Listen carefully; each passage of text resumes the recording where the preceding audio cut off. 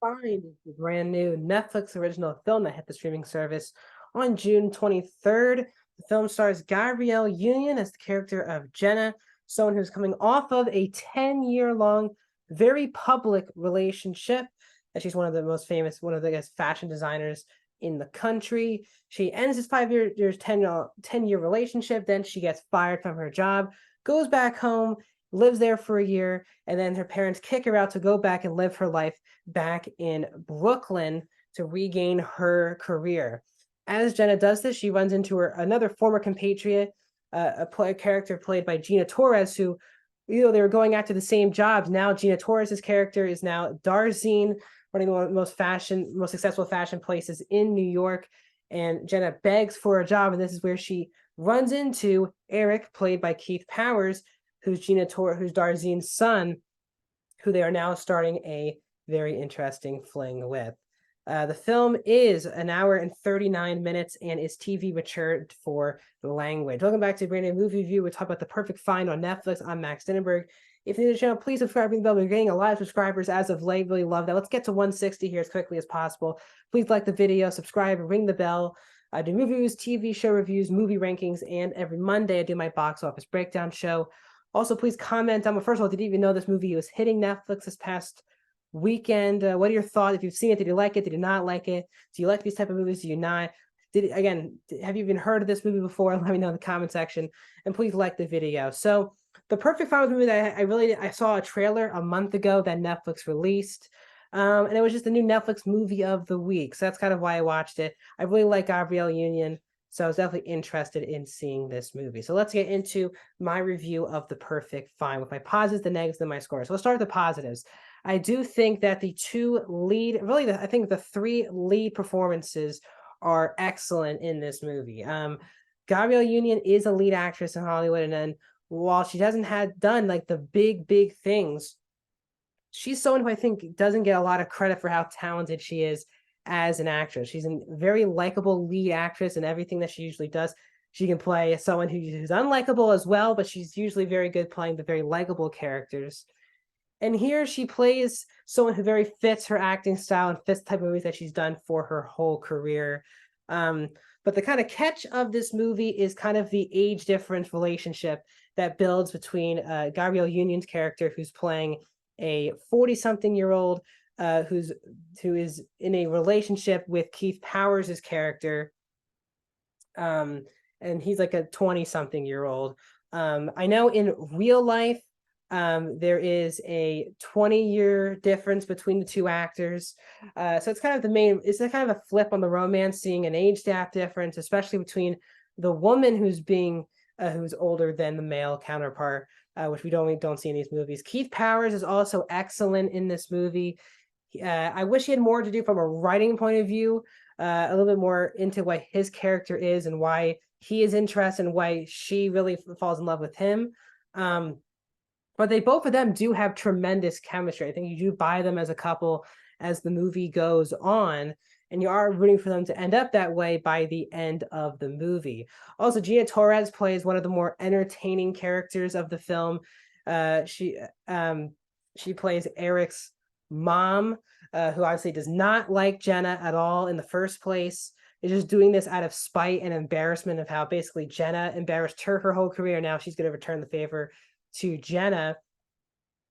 And it's a very good dynamic. It's a very highly entertaining dynamic, which makes for the funnier aspects of the movie. All the actors have very good chemistry together.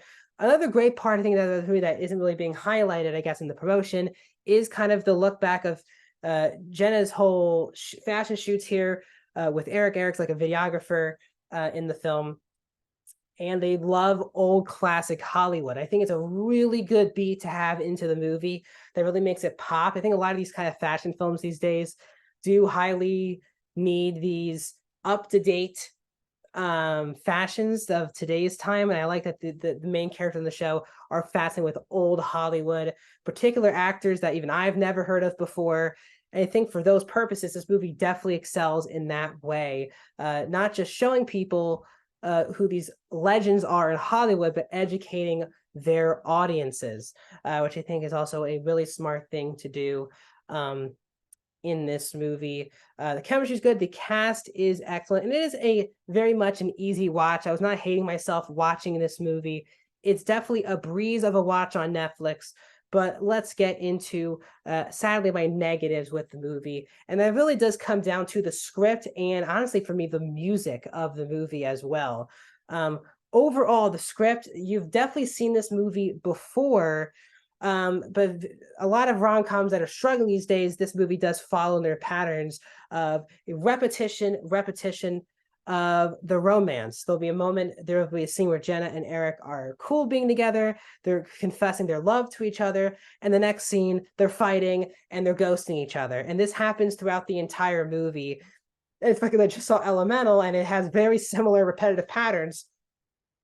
And to think of romantic comedies, it's a cliche that needs to be avoided moving forward. If you want to make fresh and really enjoyable romantic comedies, these movies follow the same template.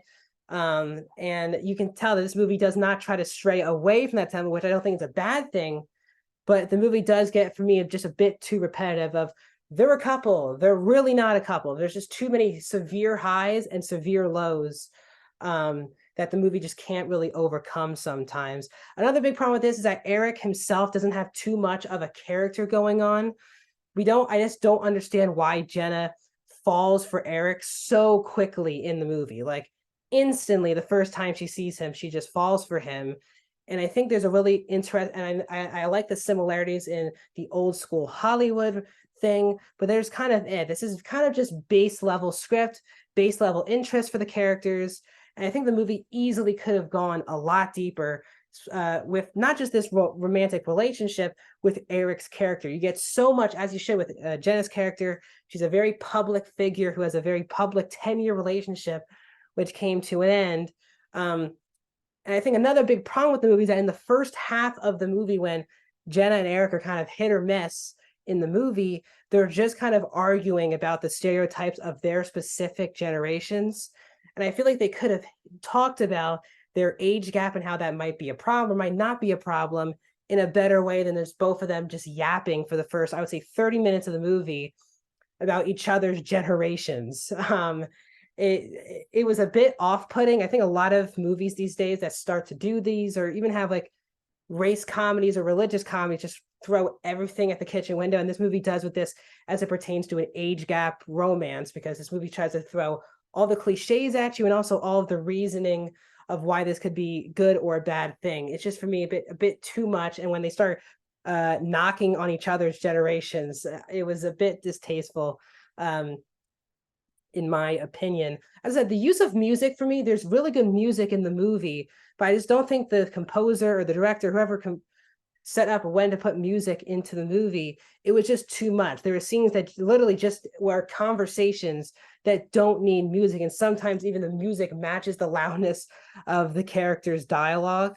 So I wish there was a better composition, I guess, of the score. And again, I only might not know this because I do love scores. And the music itself, again, I really like in the movie. It's good music, but for me, there are times where the movie just could have been silent. We just listen to the characters talk and really settle into that.